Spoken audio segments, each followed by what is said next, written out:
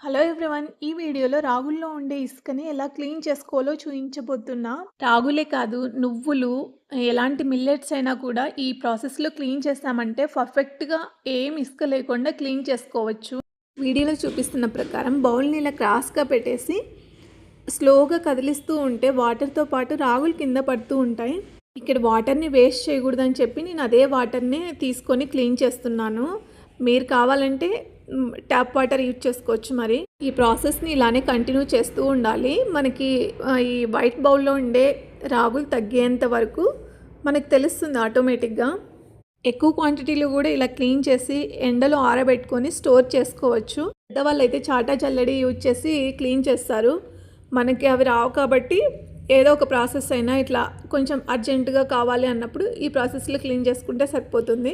మిషన్లో క్లీన్ చేశాక కూడా నాకు రాగుల్లో ఇసుక అక్కడక్కడ అనిపించింది. ఈ ప్రాసెస్లో అయితే క్లియర్గా మట్టి లేకోకుండా మనం క్లీన్ చేసుకోవచ్చు. వీడియోలో చూపిస్తున్నాను కదా, అక్కడ మనకి ఇదంతా ఫామ్ అయ్యేది ఇసుకనే. రియల్గా చూస్తే బాగా కనిపిస్తుంది. ఇంకా ఈ వీడియో నచ్చినట్లయితే లైక్ చేసి సబ్స్క్రైబ్ చేయండి. Thank you for watching.